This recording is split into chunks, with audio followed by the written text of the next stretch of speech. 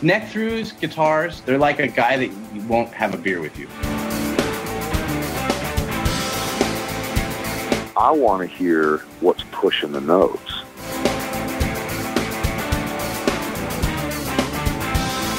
Freddie King and B.B. King, Albert King, and let's not forget Burger King. I don't want to blow my knuckle out. Stainless steel is the work of the devil. These go to 11.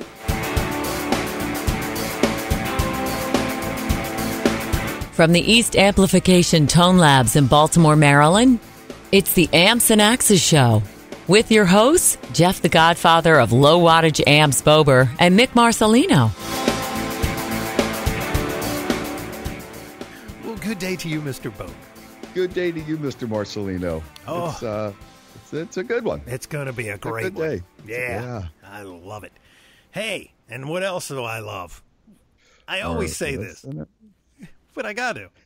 That's right. That's our fans. I love you guys. Right. You guys are bringing it. You're talking to your friends. What more can we ask for? Yeah, we can just ask you to continue to do it because we couldn't do it without you. Or like I always say, you have friends, relatives, countrymen, acquaintances, past loves, but definitely not enemies because we don't like negative energy. Yeah, so thank you. Yeah, we'd rather not have that. And that's right. Here's the cool part that we would Here's the cool part. What the hell? Here's what we would like you to do. And we're just asking you this one little thing. Mm-hmm. Just when you tell your friends that you heard it, tell them you heard it here first.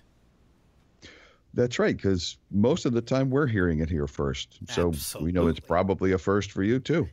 And hopefully we're going to bring you a first today. It's we got a really great metal player for you today. I got a little excited when he answered my email, by the way. Traditional kind of metal, not like, screamo or like head banging kind of thing, but a real old school traditional metal. Yes. And you're really going to like it. And he because of his abilities, he landed a really, really great gig. So we're gonna take a pause for the cause, and be back with our guest of the week, guitarist for Firewind, but not only Firewind, somebody else that you've heard too. So we're gonna be back with our guest of the week, Mr. Gus G. Cast fans, I got 3 words for you right here. Vinyl Me Please. What a cool company. Every month they will send you a new release, and it's not just something you can get in the store. Everything you get from Vinyl Me Please you can't find anywhere else. They work with the artist and the record houses to come up with something really special for you. And it comes with a 12x12 album-inspired art print. And what I think is really cool, a paired cocktail recipe to go with your music. How cool is that? They give you things like colored vinyl, custom lyric books, exclusive artwork, personal notes from the artist, much more. And if you don't like it, they have this program called Swap, where you can actually send it back and pick from another offering in their archives. So it's a really cool thing. Just go to joinvmp.com/AAA or go to our website and hit the link. You'll really dig it. Thanks. All right, and we are back as planned with our guest of the week, the one and only, and because I'm pretty sure there's only one and only, Mr. Gus G. Gus, how are you? Good, my friend. Good. Thank you for having me. Oh, thanks for taking the time, man. Oh yeah, thanks for taking the time. And Jeff, this is one of those things, because I scour the internet, Yes, you do. And I discovered Gus some time ago, on YouTube, like most people, and I was like, man, this guy, he cooks, and he's got a good his delivery, it's one of those ones that you see and you kind of go, yeah, that guy's got it, that type of thing. And then I got to see Ozzy with Gus. And I'm telling you, I've said this. I don't know if I've said this on the show or not. That was the best show I've ever seen. Hands down. Wow. Hands down, the best show I have ever seen, and Ozzy doesn't do anything to enhance his voice or cover up any mistakes or anything. And I was just like, me and my friend Pete, my buddy from Pixel Focus, he was there with me, and we were both watching, and we were just what show was that? This was at the Baltimore Arena in Baltimore, Maryland. You guys opened up for Halford's band opened up for you. Yeah. That was the first leg of the Scream tour in the States. Yeah, and Halford was support act. Yeah. It blew my mind. I remember that show. Yeah, and I was just like, so then of course I had to go see Black Sabbath, and then that was amazing too. But I was really impressed because it's a tough spot to fill that Randy Rhoads position. Yeah. And Zakk, yeah. I mean, Zakk had been in the band longer than anybody, and to fill that though, and man, did you pull that off? I'm telling you. Well, thanks for the nice words. Oh, no problem, my friend. Well, that's excellent. It was a fun tour. It was a fun thing. Like you say, yeah, it was it's definitely a tough spotlight. I mean, it's the holy grail of guitar positions in rock and roll or in hard rock or whatever you want to call that. So I mean, it's a tough spotlight for sure. But I mean, it's I don't know. I mean, looking back now, I always look at things and I'm like, yeah, this could have been better or that and all that stuff. But yeah, I always try to do my best. I enjoyed it a lot. I had a lot of fun. I remember that show in Maryland for sure. Man, it was like getting hit in the head with a sledgehammer, Jeff. Well, and I it's to get to that kind of iconic position, because anybody that plays with Ozzy, and I mean Ozzy's an icon, and you get to be up there with somebody like that I consider that an iconic position, But we're going to do what we do with all our guests, and we're going to jump in the Wayback Machine and find out where Mr. Gus G was born and raised and how you got into this wonderful, wacky, fantastic world of music, man. So give us some history. Yeah, sure, man. Well, I'm from Thessaloniki in Greece. It's the second biggest city in Greece, and I started playing guitar when I was, I believe, 9. Yeah, when I was 9 years old.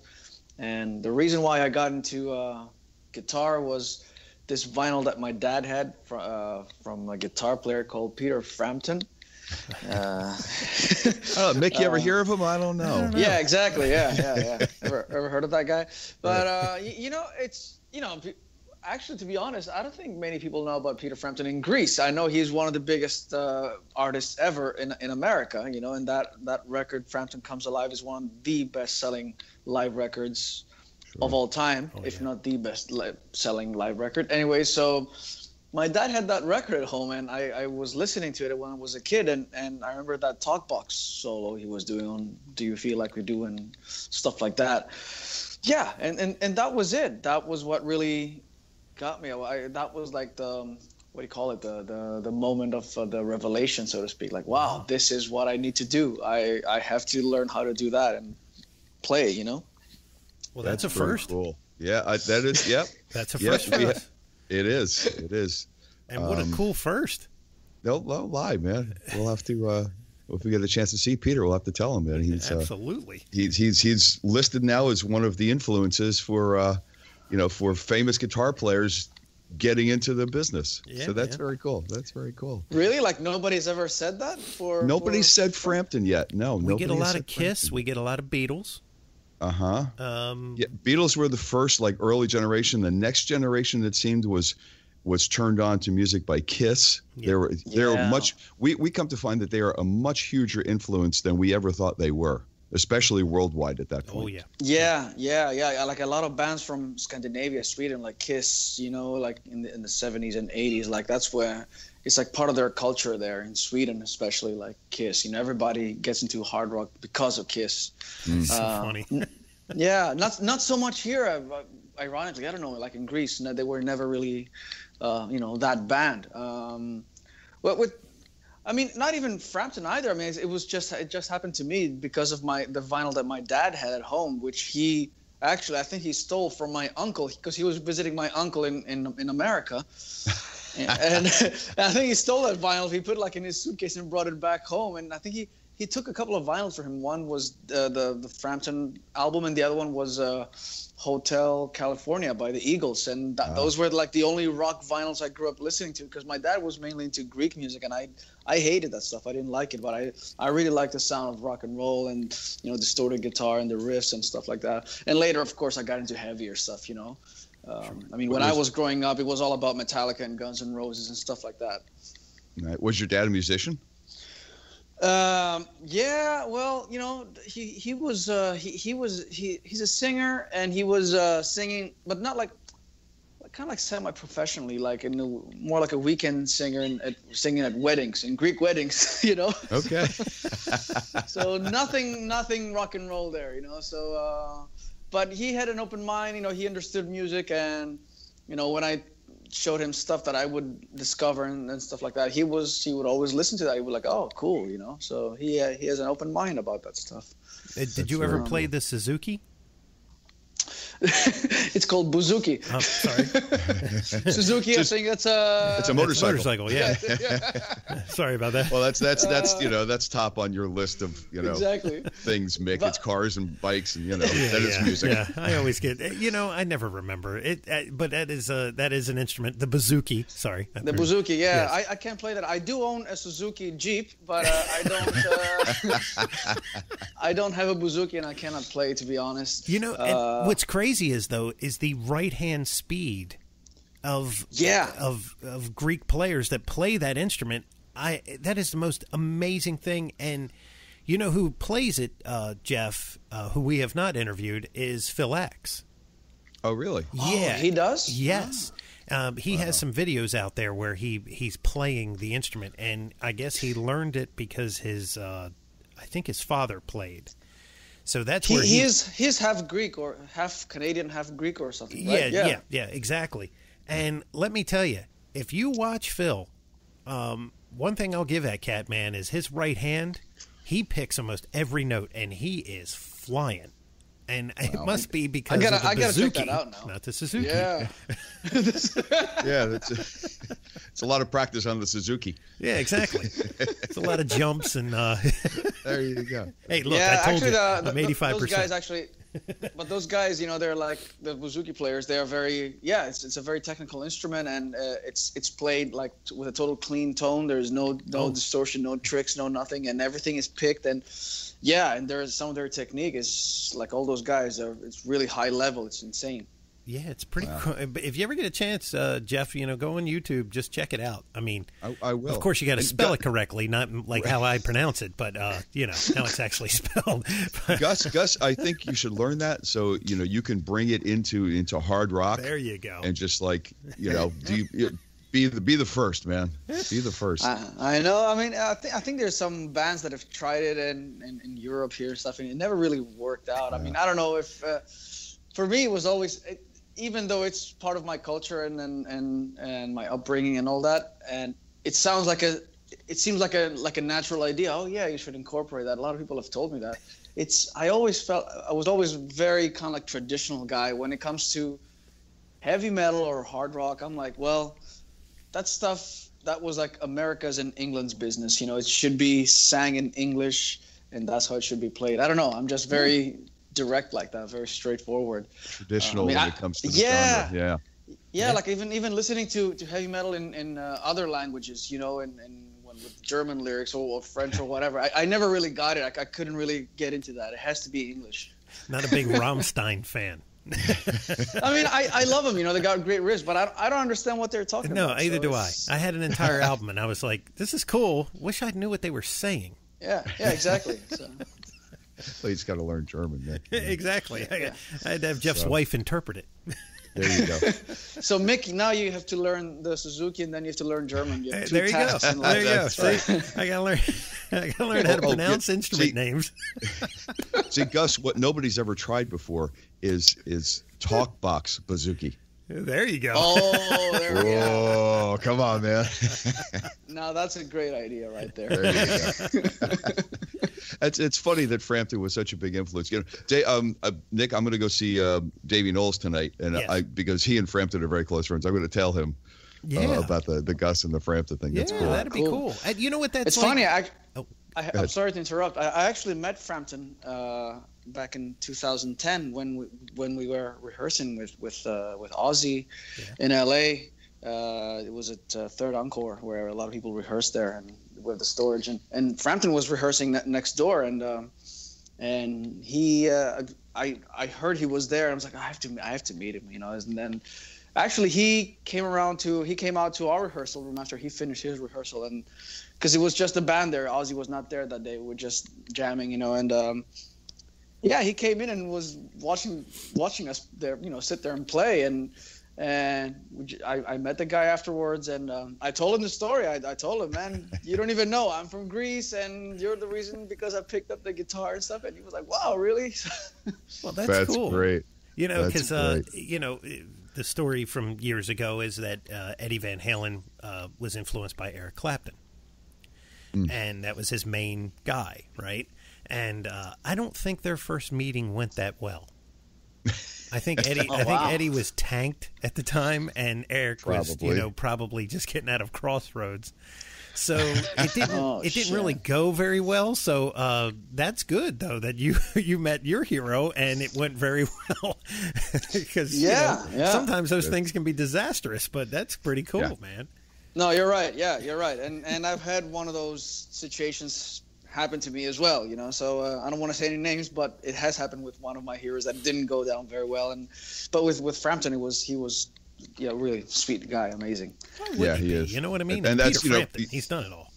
Right. I mean that, and you hear a lot of times, you know, you hear the saying, sometimes you don't want to meet your idols. Yeah. You know, because it just blows your whole conception of them. You know, that's true. But you know, if it turns out well, it turns out well. That's great. So, Gus, let's go to like first gear and things like that. Like, you know, Frampton, I got to do this. You know, what was your first guitar a 3-pickup Les Paul with a talk box and a Marshall? Or I doubt it. So no. Actually, my first guitar was a classical guitar because I don't know, back then there was this kind of idea going around, and people were like when my dad was asking several guitar teachers or something, they were like, well, he should first start playing classical and then move on to electric, which is total BS. I mean, that's not true, you know. That's not the way it goes. But somehow my dad thought that was the way, and then he first bought me a classical guitar, which I hated. I'm like, what am I gonna do with this? There's like no distortion in this, you know. But anyways, I took some lessons for 4 years, but I was too young, you know, like 10 years old, and I was taking lessons at a local music school here, and the teacher, you know, she was lovely, and she could play a little bit of accordion and a little bit of piano and a little bit of guitar. So all I got to know was basically like 5 or 6 chords, and that was it for the rest of 4 years. That was really my you know, that's how I developed as a guitar player, which was not a lot, until finally when I was 14, I got my first electric guitar, and that was a Fender Stratocaster. That was a 90s model. I don't know if you guys know or remember those models where they were called Classic Floyd Rose series. It was obviously with a Floyd Rose and a humbucker and 2 single coils. Kind of similar to those Sambora models they were releasing back then in the 90s. Yeah. Sure. So I had one of those, a sunburst color. I still have it. It's an amazing guitar, actually. It's a great guitar. Nice. So that was my first guitar. So where did the distortion come from? Oh man, it came from a really tiny amp. It was called Elephant amp. I never heard of it. It must be the Greek version of Gorilla. Yeah, exactly. of the Gorilla amps. Probably, yeah. That's hilarious. That's so cool.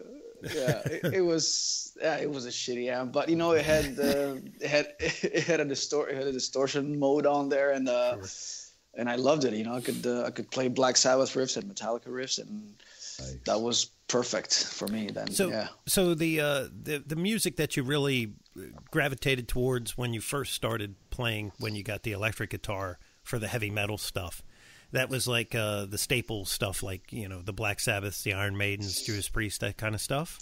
Absolutely, yeah. In the beginning, it was I think it was Metallica because of Nirvana and Metallica, because that's what was on MTV then. Gotcha. And then I remember, like, a few months later, like, one of my classmates gave me a tape of it was a Black Sabbath tape. I think one side was compilation and the other one was Master of Reality. I think I put there you that. Go. Yeah. And I mean, the first riff I ever heard was Sweet Leaf, and that was like, whoa, what was that? It just hit me so hard. I was like, fuck, man. So yeah, it's amazing that and you take that song and when it was done and what it was done with, because I mean, you know, it was like a set of nines, and it was the D string was the low E. How in the world did he get it that dark? I mean, that song is dark, man. I mean, that guitar is thick, and I don't know if they must have recorded that thing 10 times or what, but I mean, how crazy was that, Jeff? I mean, that just doesn't even make sense how they were able to do that in those years. It was definitely different than anything that had preceded it, you know. And they had dropped the needle on that, and it's like, whoa. Yeah, and they had nothing to help it. It wasn't like you had Pro Tools or you had some, you know, some plug-in. It was, No. It was his hands and an amplifier and nothing else. I mean, you know, it's like crazy. And the cool thing with Sabbath, the cool thing with Sabbath was that you could no matter what your technique level was at, you could really pick it up right away. It made you want to play it, and you were able to play it, you know, even if you weren't that good. So that's what's so magical about Black Sabbath. Yeah, it was the simplicity behind that made them, you know, everybody. Well, of course, Tony is Tony, and that's just that. You can't say anything else about that. No, that's the heaviest guitar player, like and musically the heaviest guitar player like ever. Like those are the heaviest riffs. That's where it comes from.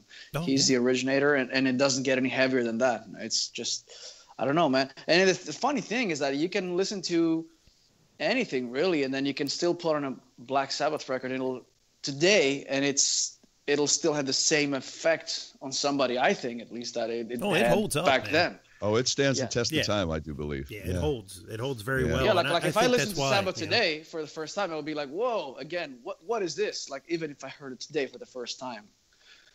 Yeah. Oh, yeah. I agree.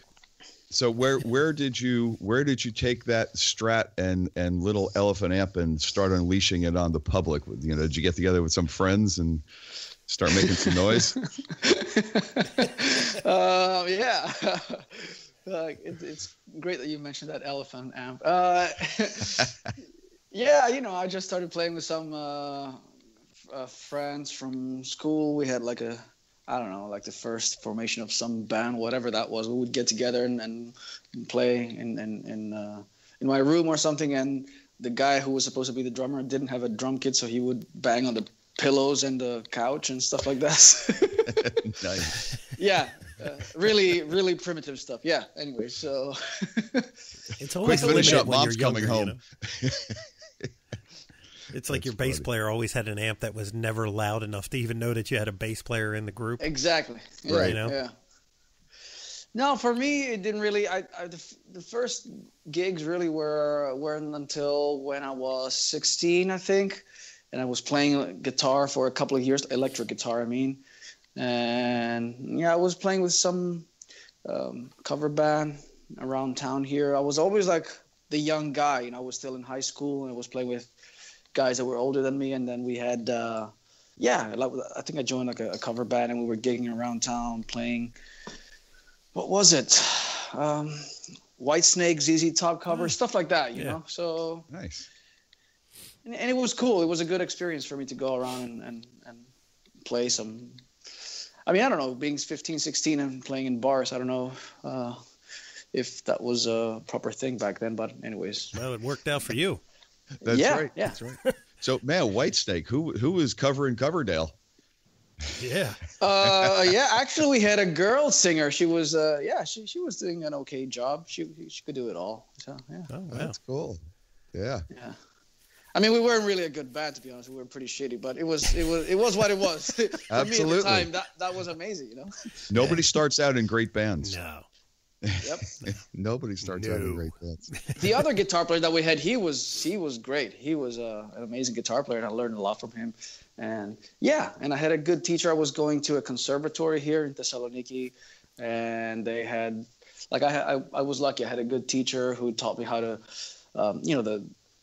the chords, the different positions on the scale, on the scales in the guitar.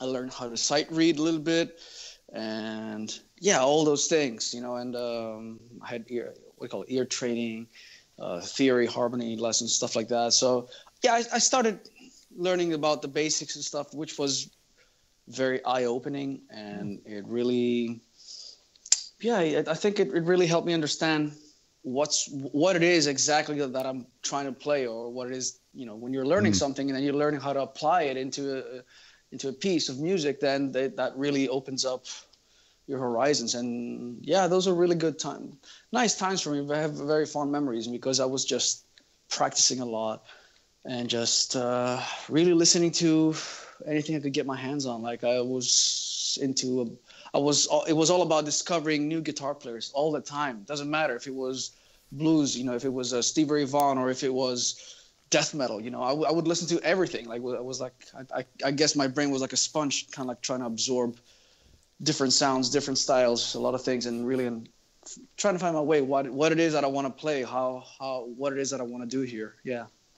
That's great. And you mentioned, you know, knowing how to play something, you know, learning and knowing how to play something is one thing, but understanding what you're playing, that's a whole different really, it is. It opens up your mind to putting that knowledge into more and better playing, I think.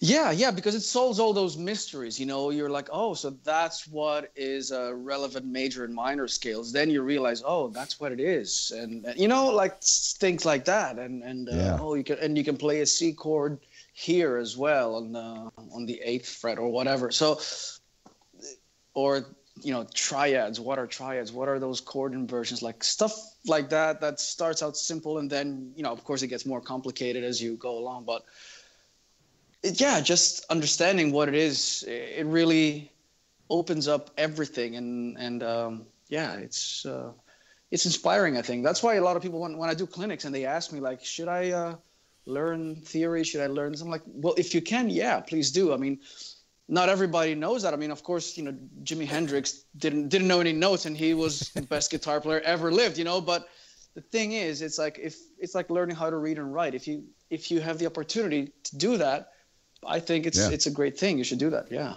Well, I don't think you can have too much knowledge at all, ever.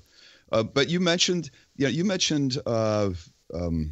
conservatory or university or something. I just have a question. In Greece, is that something that is provided to you if you want to take advantage of it? Like, is it something that you can take advantage of should you choose to, without great expense? No, I think that was like a private school. You know, it was you had to enroll there and then pay a tuition fee and stuff like that. Yeah. Okay. Just like a university here, I guess. It was not a university. It was more like you had to attend some classes. It wasn't like as serious as a university. Of course, you had to get grades and stuff like that.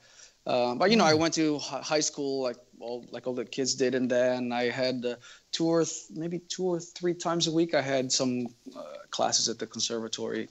That's cool. That I would attend. Yeah, so it was nice. You know, I always looked forward to those. I didn't look forward to school, I'll tell you that. See, we've never heard that before. Yeah, exactly. You know, it's funny. I thought all rockers loved school. You know? Absolutely. especially math class. Yeah, exactly. It's funny that you said what you were saying about the theory piece, because I saw an interview with Steve Lukather one time, and they asked him about that, and he was like, I see so many guys, and they're like, oh, you don't have to worry about that. And he goes, I tell them, yeah, you should. He goes, because it helps you write better songs. He goes, it helps you understand what you're doing. And he goes, I see so many guys that poo-poo it. He goes, because maybe they're not getting it right away.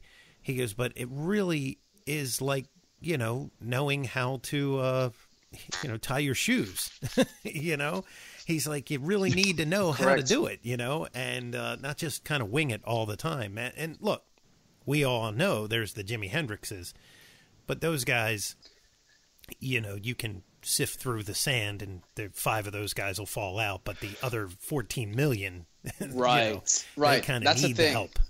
Yeah, exactly. I mean, there's guys that are like that, natural, like that. They're just born geniuses or whatever. I was asking actually Uli John Roth about it a few years ago, and I said, so how was it for you? And for Uli, it was just like, I think he had a couple of lessons or something, and then he just basically started playing like he plays. Yeah. Oh, I said, yeah. I said, you just basically, picked up the guitar and invented shred guitar and all those crazy licks and all that stuff. And it was like, so for him, it just sounded very natural. The way he explained it, it didn't make sense at all to me. But I'm like, there's only one Uli John Roth, and of course the rest of us will struggle. We are, we're mortals, and we have to, and that's how it is. That's the reality, On all 42 frets on his one guitar. Yeah, exactly, and that's why we have those guys as our guitar heroes that we look up to. That makes sense to me. Sure. Exactly. Yeah. So when let's see, you're in schooling now, learning the proper, learning music properly. When did you get together with your next group of people and actually take out a band project that was relatively big and successful? And have you always made a living playing music? Actually, to the first part of your question, it was quite a while until I did this professionally. I mean, from the time when we're obviously in high school, right? Yeah. So what happened after that was I took an audition for Berklee College of Music.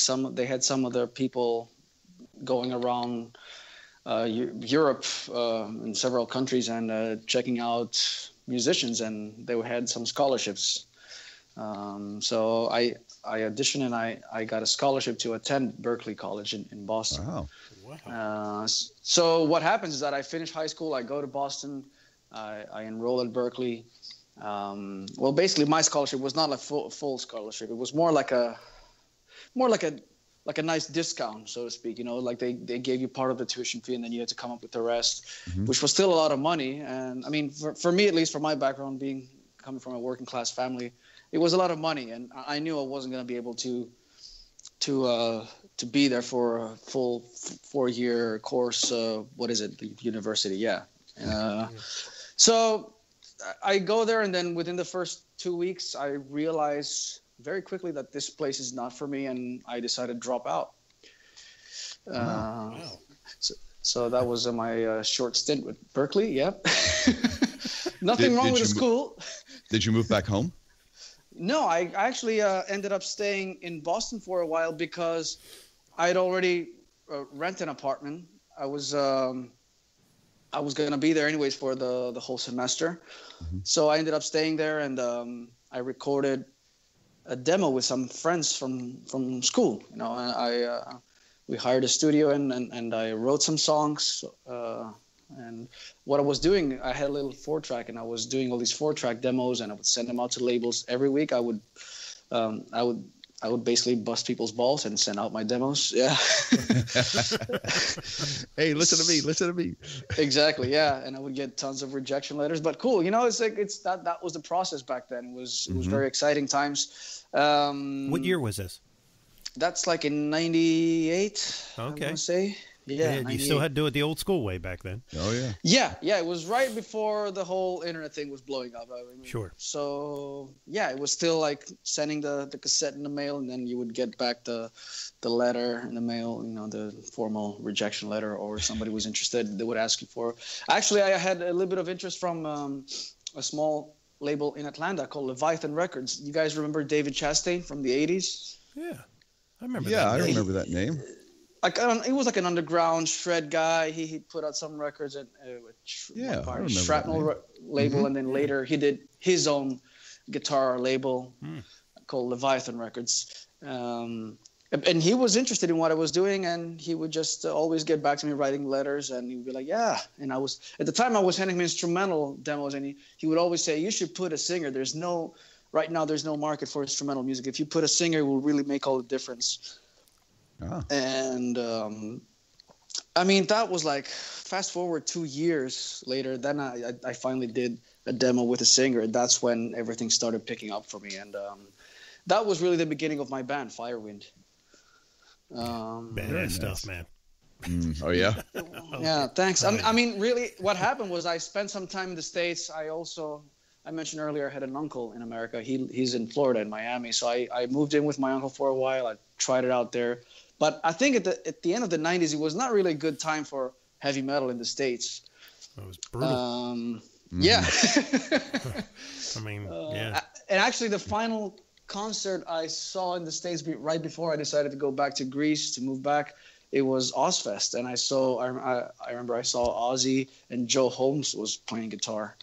Joel, the unspoken guitarist for Ozzy, who is just absolutely amazing guitar player. Yeah. I heard he had amazing. lessons from Randy. Yes, he was Randy's student. Yeah. Correct. Wow. Played a Strat, Jeff. Oh, nice. Yeah, he's an amazing guitar player. He had a new band, and I don't know what happened. It kind of dissolved, I guess, or something. And I heard some of the cuts off of it. I was like, God almighty, it was good stuff. But, yeah. You mean the stuff he did, like, recently? Yeah. Yeah, because Eddie Trunk had him on his show, and I checked it out, Right. and I was like, man, that is good stuff. And then it just, like, disappeared. I don't know if he didn't if he couldn't make it happen or what, but man, what an exceptional guitar player. So it's tough nowadays, man. It's tough. Yeah, it's Yeah, it's very different from what it was actually. Well, Yeah. I was catching the tail end of the traditional music business model, I would say. Like when I was starting making records, it was already like the whole MP3 revolution, the torrents, the piracy, and what have you. And so, I mean, I never really had any $1 million deals or any luxury like that. But we still managed somehow with my bands to sell enough records to still have a record deal. Sure. Right. Yeah. So did you tour it a lot? Yeah, absolutely. That's what it was all about.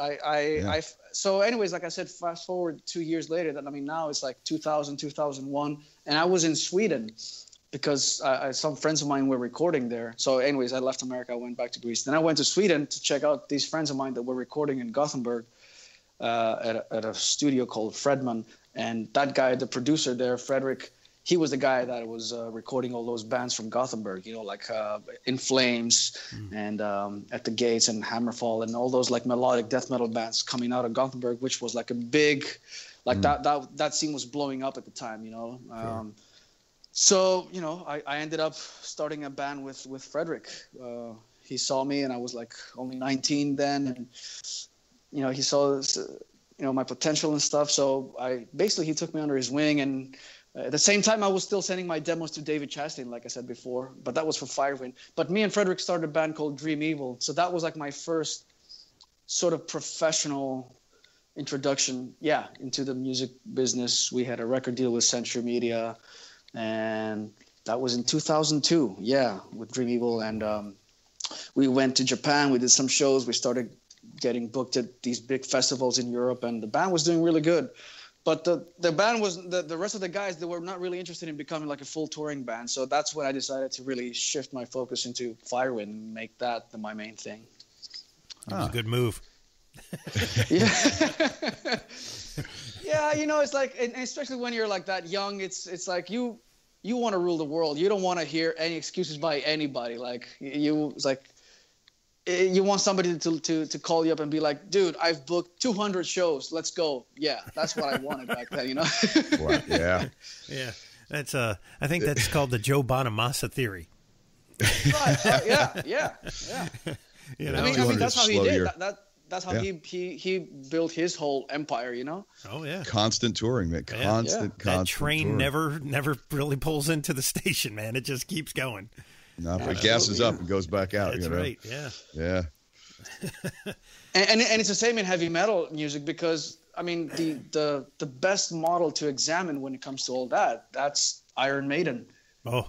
I mean, Maiden, I mean, they always say, you know, they always talk about how they never had support from MTV back in the day, or they were never a radio band, yet they were always an arena rock band, but they built that through just constant touring. That's the most traditional model in the book, you know, so I always looked up to guys like that, you know, Sabbath and Maiden and how they did it, you know? Yeah, I've said this, I don't know how many times on the show. You know, in the States, Iron Maiden, they were huge. I mean, they had a period of time in the 80s when they were like the biggest metal act going. I mean, it was Priest and it was Iron Maiden. And it was like almost like a competition who was going to get out in front.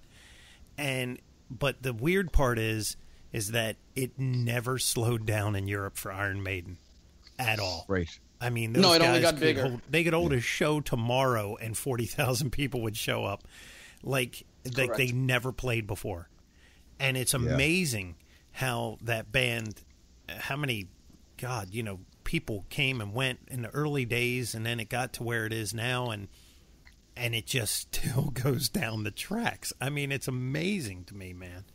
But it shows that Europeans have, when they lock in to that thing, and we've said this, Jeff, they hold on to that like it is the last thing in their life. It's kind of like they're locked in for life, you know. And that genre is still huge there. But that is that's the one thing that I'm like, why can't we obtain that here?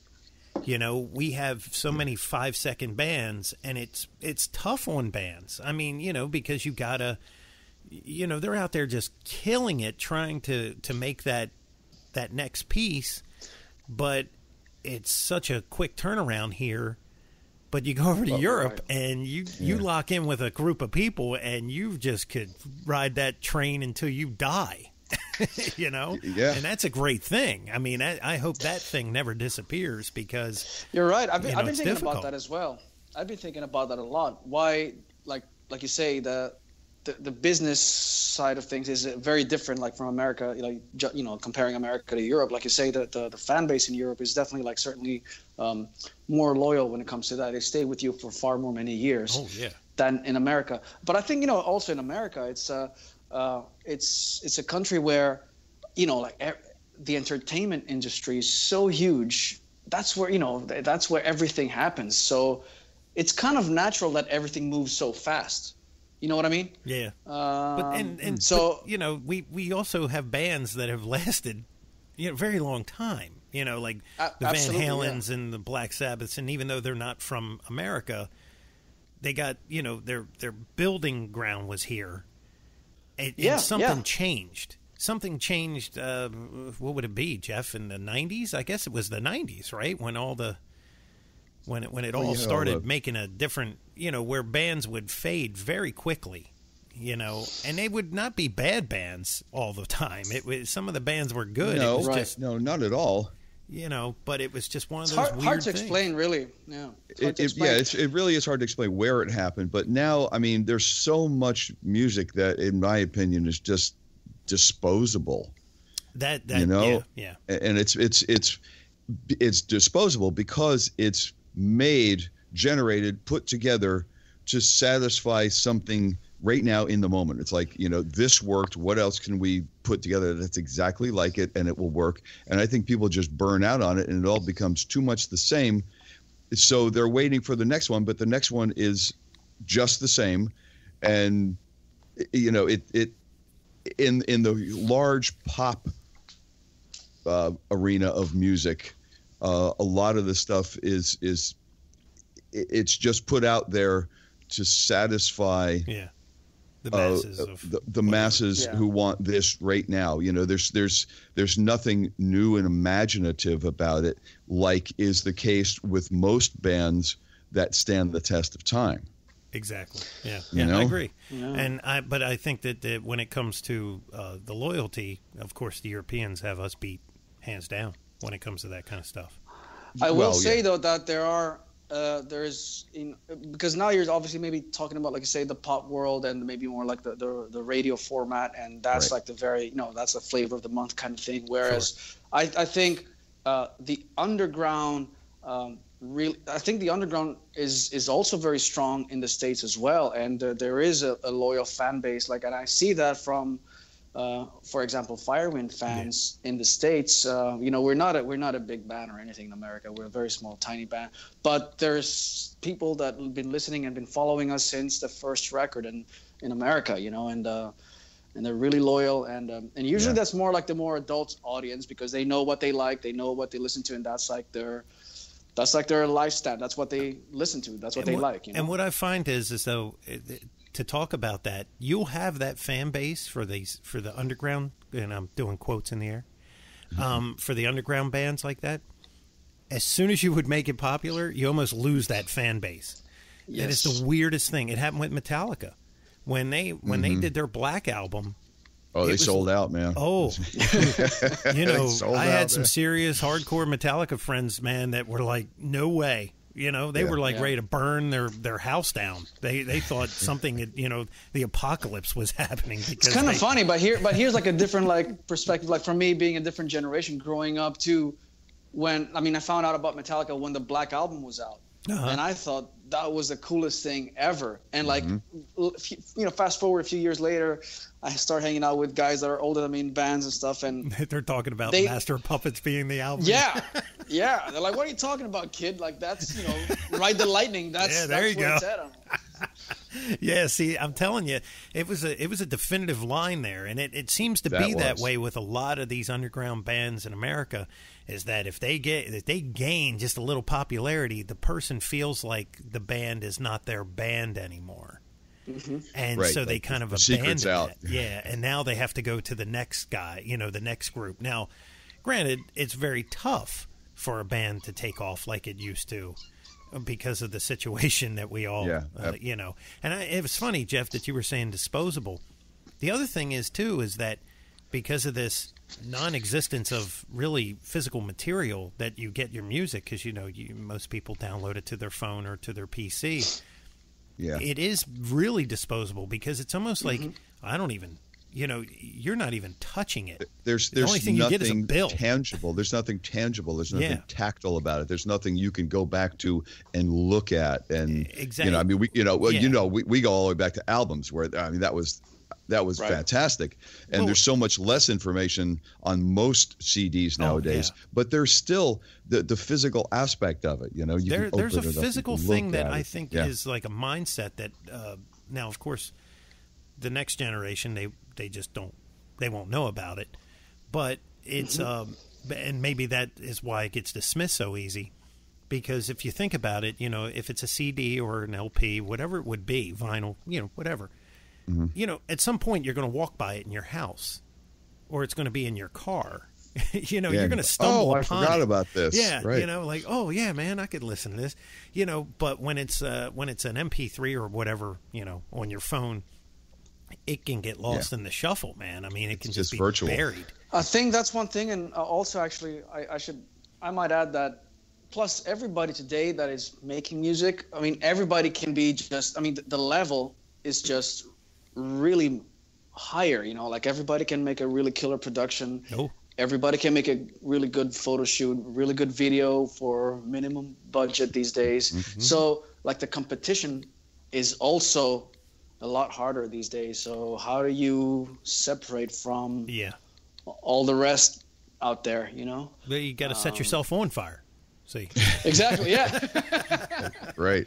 But on the other hand, on the upside of that, it's a miracle with the internet. I think it's a miracle, really, that it doesn't really matter today that I am from Greece and I'm sitting right here and talking to you guys, and I can put out a song together. I could release a song today, and I can reach anybody in the world, you know. And like this show. This show, absolutely. We'll get comments from Australia and Germany and all places we've never been. I'm sure we'll get comments from Greece now. Exactly. For sure. Yes. Yes. Yeah. But I hope so. Yeah, I mean, let's go back to Firewind for a minute, and I just want to touch on gear there for a minute, like what you were playing it for Firewind, and is it different from Ozzy, and are you moving air or virtual? But before we do that, Firewind, is that band what got you noticed in the Ozzy camp? Like, how did that connection happen? Yeah, I don't know really what it was. At some point, somebody from the office really reached out. I mean, I was playing with a couple of different bands at the time while I was doing Firewind. Like I said, I had this other band, Dream Evil. Mm-hmm. I was quickly making a name in the underground scene. I don't know. I mean, and I also got to play in 2005. I was the touring guitarist for Arch Enemy, and I came out with them when one of the guitar players left, and I toured with them, and we did the Ozfest. So I'm not sure if somebody scouted me there that summer. That was in 2005. But anyways, at some point somebody reached out. I don't know where they knew me from, but they just knew me, maybe because I was one of the up-and-coming guys in the scene. And I think the way it went down is they probably showed Ozzy a list of guitar players. And I mean, I'm sure they probably tried out some of the guys in America first. And I remember I heard because I never really had an official story from them. I think somebody just showed him a video of me, and he said, "Yeah, that sounds like the guy. That's the guy." And get him over here. And then they say, "Well, there's a little problem. He's in Greece." Yeah.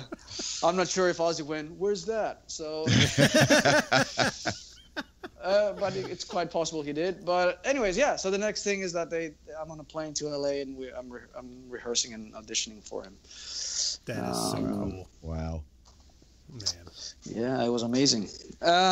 Did you think somebody was fooling with you when you first heard it? No, because because when I got the email, it was pretty formal, and I knew that name. I'm not going to say the name, but I knew the name that he was working for Sharon. Oh. And I knew it was a guy who was on the Ozfest organization. And I knew. Originally, I thought when he got in touch, I thought they were probably interested in having Firewind for Ozfest or something like that. That's the only thing that could have come up to my mind. And I was like, whoa, they probably will ask us to be on Ozfest or something like that. Yeah.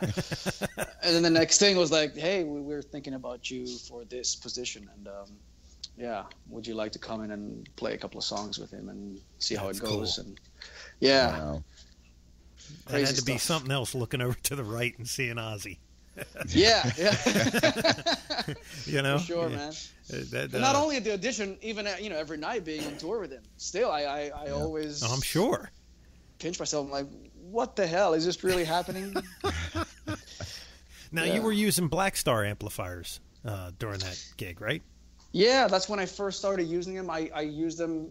I tried them out for the first time when we were recording Scream, the album, at Ozzy Studio, and I was working with Kevin Turco, the producer, and then a friend at the time, he said, you should really check out those guys. They're a brand new company. It's the guys that worked at Marshall, and they got a new company, and they're Black Star, and blah, blah, blah. I'm like, yep. Maybe they can bring an amp down at the studio. We can test it and try it out, see if we like the tones. And that's what happened. And in the end, we ended up using the Series 1 200 watt head throughout the whole record. 200 I think watts, it was Jeff. Nice. Yeah. 200. What were you using before that? I was with Randall for a brief moment there, and I was just trying out all kinds of different things. I was like an endorsement thing with Randall, but when I was in the studio, I would try out different things. From Marshalls to Enkels to whatever, really. Mm-hmm. So yeah, up to that point, I really hadn't found something that I really liked to a point where I could commit and that's my tone right here. So, like, coming up with Firewind, like when you started Firewind and everything, you never really, even at that point, had settled on one amp for a while that was doing a great job for you? Wow. Yeah, no. I didn't really know any better because I was always so busy with all the rest of the stuff around the band, like, from writing the songs to producing to like negotiating the record deals, because I was also managing the band in the early days, and I actually later we had a manager, but now I went back to managing the band as well, by the way. So but I always had an interest in the music business side of it. So like doing all that stuff is like a 24/7 job. The hours of the day are not enough. So like all that stuff, like for a number of years, like tone and stuff like that, it was not really, I'm ashamed to say it actually, but it was like not so important. I was always like, I was always thinking tone is in the hands. I'll plug into any high gain amp and it should sound like me, hopefully. And and somehow it worked out the first few years. Wow. That's probably true to some degree. Yeah. It's the tone may be a little different, but the feel of it and the delivery and what you want to say is a lot in the hands. No, yeah. It is, yeah. And of course, a good piece of gear, of course, also helps. Sure. The cause of what you're doing. And I had focused on, at that time I already had like my signature ESP guitar. That's what I was going to ask you. That's when you were using ESP, right? Yeah. And I had that a few years before I joined Ozzy, because I already had a career in Japan. And so I put some care into that, of course. But when it came to the amp and stuff, it was like still an ongoing process. I was still growing musically as well and figuring out what it is, how I wanted to sound. And and of course, you get a good tone in the studio, but when you're like a baby band, you still can't ship out gear to, I don't know, everywhere in Europe or... Sure. It's like I didn't have that kind of luxury to, I want this or I want that. And so I just played through whatever I could find. And that's why at that point, like, settling down with an amp, specific amp, wasn't really a priority on my list. Did you use a lot of pedals? Did you get a lot of tone from pedals or just amp? No, just the amp. I always relied on the amp. I was never really a pedals guy. I have a very minimal pedal board, just like a couple of, like a chorus and a wah and a delay on the loop, and that's it really. Wow. Yeah, because so many people nowadays, because of most guys have to do fly dates and they'll just call it on the right or what backline they want, and that they may get it, they may not. So a lot of these guys, that we interview, it's their guitar and their pedal board that they rely on heavily, and just whatever relatively clean amp they can have in the backline, because all their tone comes from the pedal board. But man, absolutely. Yeah. So many of these guys. I'm the exact opposite way. It has to be the amp. Like the pedals, I don't care if they don't work or if the pedal board never gets there, as long as I have my guitar. But see, here's another thing though. Part of the secret of my tone also is the pickups, and all that stuff happened right after I joined Ozzy, when I had the opportunity to sit down really and think about these things. And design an amp, for example, and then I designed the pickups with Seymour Duncan, my own pickups. Oh. I have these pickups. Have you heard of the Blackouts that they have put out? Yes. Mm-hmm. The active pickups. And then we developed a model called the Blackouts Coil Pack, which was like kind of like an active pickup, but with a passive kind of philosophy, whereas it's a ceramic coil. It still responds very well to your picking. It doesn't, to make it short, it just doesn't kill your tone like an active pickup would. Mm-hmm. It doesn't take over. It's still, you can still hear the wood and the picking attack and the dynamics. And nice. It's pretty amazing what those guys did there. And then we basically did a voicing of the Blackouts Coil Pack, which became my signature, and we call it Fire Blackouts. Yeah. Nice. And they come in the new Jacksons, right? Because you they're in the new Jacksons. Yeah. I had them in the ESP, on the ESP, like that. I mean, those pickups were released back in 2012, I think. Okay. And they were in black color with my huge logo graphic over them, which I know it turned off a lot of people to it, but you know, anyways. So, but now we have him in white color because of the new Jacksons. Yeah. It's still the same pickup, still the same sound. And Jeff, you'll be glad to know, even though he talked about the original Strat with Floyd Rose, most of his guitars have just stop tails. Oh wow! Yeah. And you know that's no tricks at all. Then you know. Oh yeah. You better be bringing it. You better be bringing that A game because you can have the only wiggle happens from your left hand. You know. Exactly. So that's Yeah, but you know, it was also like in the early days, I was thinking about this. Also, like a lot of things came out of necessity, like touring with Firewind in the early days, opening up for other bands, and then you cannot afford a proper crew, you know. So I didn't want to have too much to worry about. Like, what happens if I cannot go out on tour with 3 or 4 guitars now? So I go out with only one guitar. And what happens if I break a string and then the Floyd, you know, it goes out of tune? So, you know, all those things I was thinking about. So I try to simplify things as much as I could. And in the end, I realized that I liked the stop tail bridge a lot more. I felt that it had a lot more. The guitar had more sustain. I had better control of, you know, especially on the right hand on the picking side of things. So I just got stuck with that. We did have an early model with ESP with a Floyd, and I never really got to use it. Never really played it. Wow. Oh wow. So I'm like, why bother? I know a lot of people have complained to me about it. I'm like, dude, if you put a Floyd into your guitar, it would be the best metal guitar out there. I'm like, yeah, but I wouldn't play it though. You know, really, it wouldn't be my signature guitar at that point, right? And that is something. Maybe we should. Sorry to interrupt. Sorry. That's okay.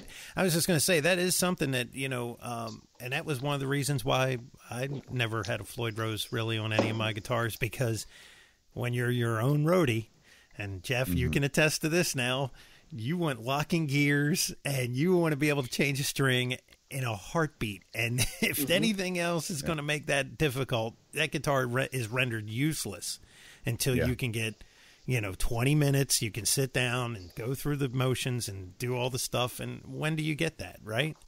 It just, you know, it just doesn't lend itself for somebody that you're your own roadie. I mean, especially if you're going to go out with one guitar. Like, you got to kind of be fast. That's scary, man. That is just scary. But I'll tell you what, even when I was doing the Ozzy gig, even when, you know, with the full crew and I was rolling with whatever 6 or 8 guitars out there, that thing never really left my mind. It was always like, I want to be able to do the gig. I want to do the whole gig through with one guitar if I can. And I don't want any fuck ups. I want to avoid all that stuff if possible. I want to just concentrate on the show and play as good as I can and not have to worry about all those things. I don't even want my guitar tech to be worried about those things. I just want him to make sure that everything is working, it's clean and all that stuff, and I have my guitar on time. That's all. You know, that's just the way I always thought. Maybe it's a little bit I don't know, autistic of me. I don't know. You know what, man? That is your professionalism. You know, you're looking out for what is going to screw up. So let's eliminate the piece that will screw it up. Well, I mean, and you don't want to slow down the show. You know, once that energy starts, it's like you don't want. Hey, give me 5 minutes. I got to go change. You know, with the locking and you know. No, you don't want to. You don't want to take the momentum out of the show, and that's you're looking out for your audience as much as you're looking out for yourself. You know, there was a moment like that with Ozzy in the first few shows. We were in Norway or Finland or somewhere, and I had this kill switch guitar in my old ESPs, like this. Yeah, this kill switch just went on off, and we went out. First song was "Bark at the Moon," and then I count off, no guitar sound. The most horrible thing ever. Oh man! And my guitar tech is like, "What the hell is happening?" I'm plugging the wireless right away, trying out, getting rid of the pedal board. Still no sound. Ozzy's just sitting there, I don't know, trying to entertain the crowd. I'm talking about the first song, you know? Right. Talk about anticlimactic. Oh, my God. Yeah. And I was like, what the fuck, man? I was screaming at him, and I was like, what's going on? And then all of a sudden, my hand accidentally just turned on the kill switch, and then the sound was back on there. I was like, oh God, no. So your kill switch wasn't a momentary switch. Yes. No, it was. Wow. Yeah, because like Bucket, like Buckethead, guys like that, they've got a momentary in there, and when you press it, it kills. Yeah, no, it was like it was not like a button. It was. Oh man, sorry. It was a switch. It was yeah. a switch. Wow. I bet you never did that twice. Nope. That was the first and last time. I always look at that kill switch every night, Oh yeah. You'd be staring at it. Wow, that's a hard lesson learned, man. Hard lesson learned. Yeah. Wow. Well, Gus, I mean, is there anything else we haven't touched on? Any endorsements or anything you want to, give a shout out to? And then we're going to find out where you're going to be next and where people can see you. No, I think we went through all the stuff. Obviously I have the new Jackson guitars. I'm very happy with, and I've been playing those things. The last year on stage on the last Firewind record. Will you be at NAMM? I'm sorry. What was that? I said, will you be at NAMM demonstrating your Jacksons? I'm not sure if I'm going to make it this year because we are just finishing up that weekend. We're finishing up the tour with Firewind in England. It's still under discussion. We're actually checking if we can, if I can fly out there and make it in time. So, well, you have to let me know because we will be there. Yeah, if I am, I'll let you know. It'll be cool to hang out with you guys. See you there. Yeah, man. For sure. Hell yeah.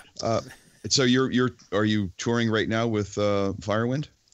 Actually, we just finished most of the shows for the year. We only have 3 shows left in December in Greece, so it's a hometown shows. But I'm not done yet with the touring because I'm actually in a couple of weeks I'm coming to the States for a short East Coast solo tour, opening up for Vinnie Moore of UFO. Oh wow! Yeah. So how close are you getting to Baltimore? I don't know. I have to check the dates. We'll have to look at is the itinerary available? Yeah, it's on my website. It's that's Maryland. I know we're not playing Maryland. What's the state closest to that? Pennsylvania? Probably Pennsylvania, Delaware, Virginia, New Jersey. Yeah, Pennsylvania. We're playing why do I forget all that stuff now? Because you're living in Greece. Do you know, exactly. Do you know if you're playing Pittsburgh or Philadelphia?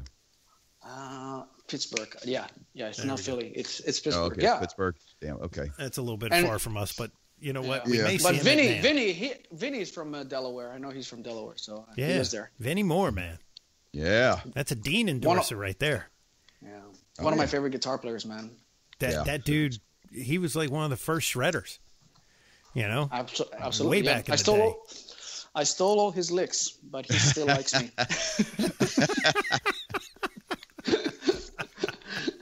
Well, if you're touring with him, in case he forgets something, you can play it.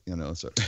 No, I couldn't play any of his songs, man. It's a different level, that guy. But I'm looking forward to picking his brain on the tour bus and asking him about all those crazy neoclassical stuff he did back in the 80s, and maybe he can show me some stuff. I would love that. Now, you have a website, right?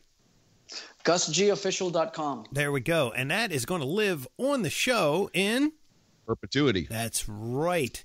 So definitely go to our website and check out all the stuff that Gus offers, because I'm going to have all your stuff up there, your Facebook, Gus your G Twitter, official.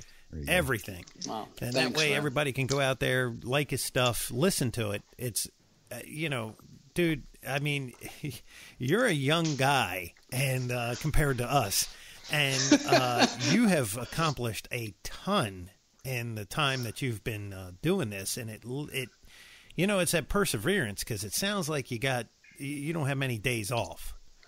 No, I don't. I like to work. I like to play guitar, and I like to go around the world, meet people, play for people. So, when by the time you get into that mindset, then there's no time to really stand still and look what has happened the last 10 years.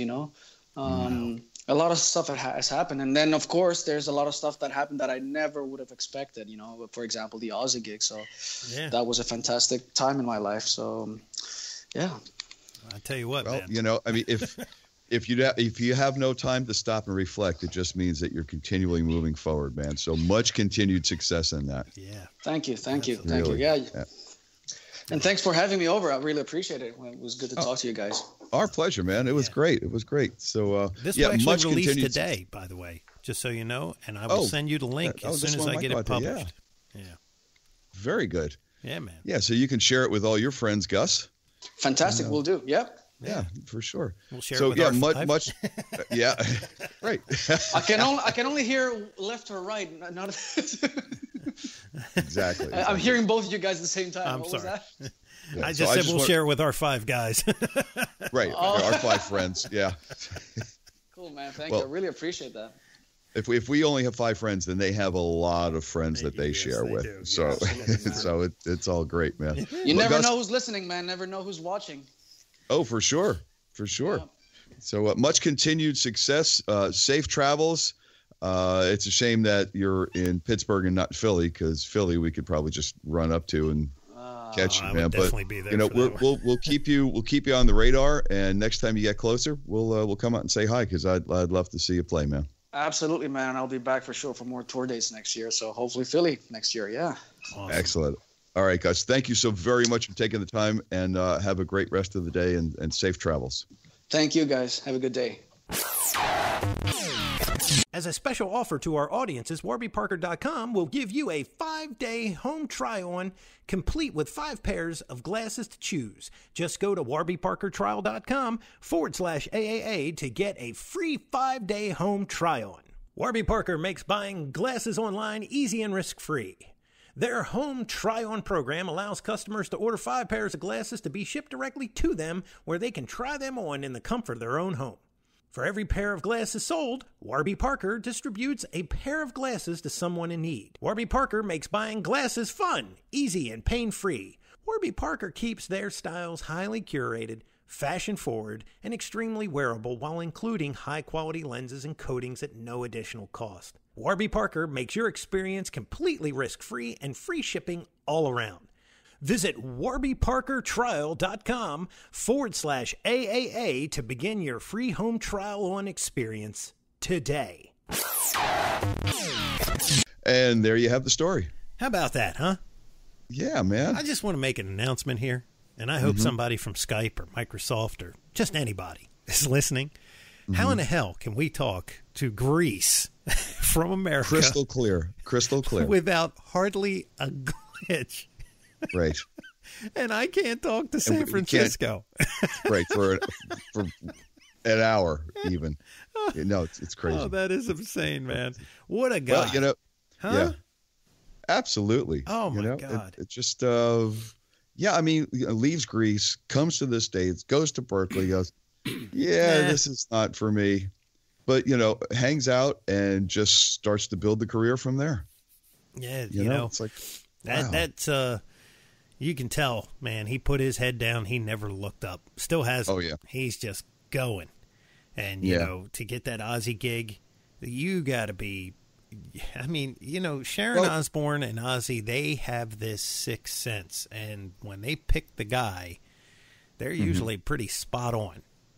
Yeah, I mean, it's you gotta play the part, you gotta look the part, you gotta be the part, you know, and they probably brought him in.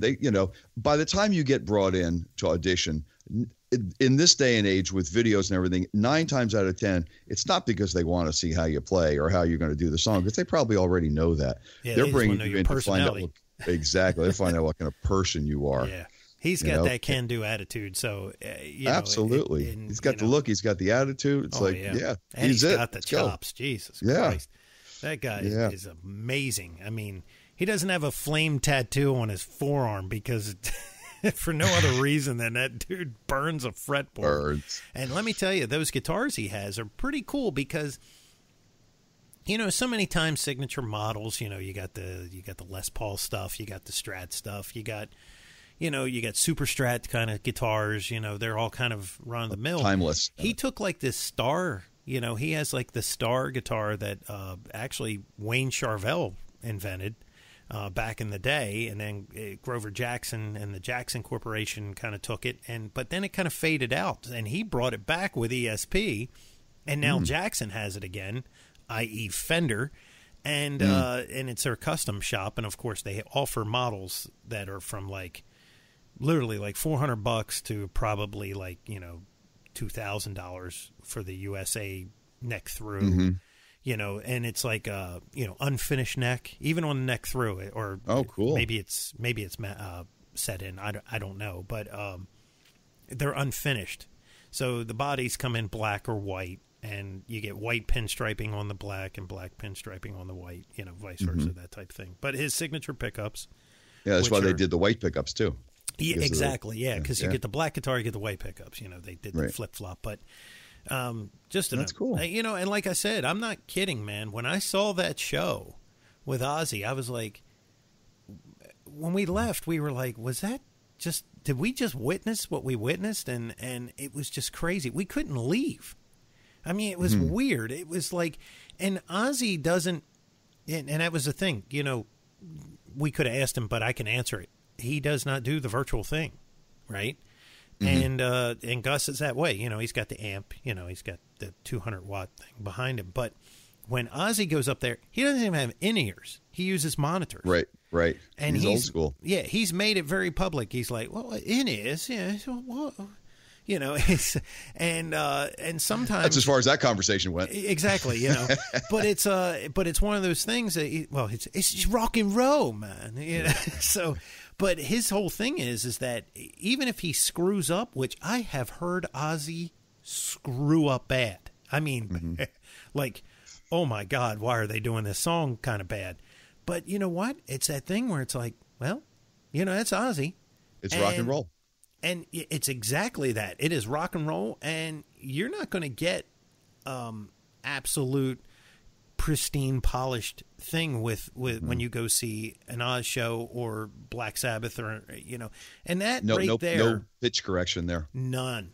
And you know what? I think that was the thing. I think that was the thing in my brain. It was like, this is the most awesome thing I've ever seen, and I guess laying it all out there naturally. Had it, like, this is what it is. Boom. And they did have, you know, they have a keyboard player. It's the same guy that's been with him since Blizzard of Oz. And I forget his name. Most unsung guy on the planet. He does introduce him, though. He's almost on the stage. I mean, you can barely see him. But he isn't adding anything that isn't real. They're not juicing that show. And I'm like, right, they're not running tracks or anything, you know. And I'm telling you what, man, that right there speaks volumes, because that means each guy is bringing it. Yeah. They have no options. Yep. So, you know. Got to hold your own, man. Oh, yeah. Yeah. I tell you what, man, we gotta do a European tour. Yeah. Get over there. Awesome. I imagine we could go to a venue and 5,000 people would show up. It'd be awesome. Man, you know, we just have to we have to time it so that there's a lot passing through wherever we are. Well, we got to get, you know, all we got to do is get 5 guys. If we just get 5 guys that they love, and I guarantee you the lines would be around the block. Yep. You know? Yeah, that'd be cool. I'll tell you what, brother. So until next time, my friend. Guess we could turn up in Europe. Who knows? I'm Mick Marcelino. I'm Jeff Bober. And we're always saying, onward.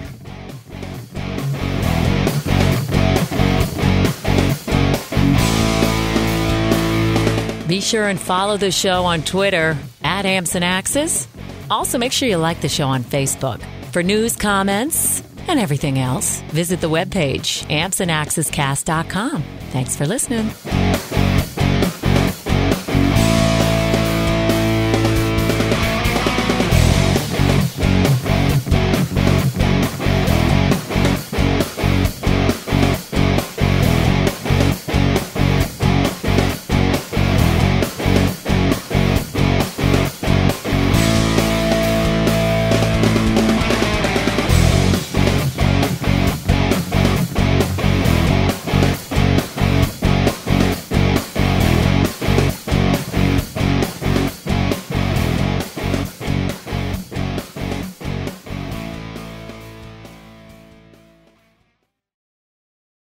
go ahead and get this thing produced and get it up later on today. And I'll write the subscription. You'll subscription for the Suzuki? Jesus That's right. Christ. What is fucking wrong with me? It's all good. It's all good.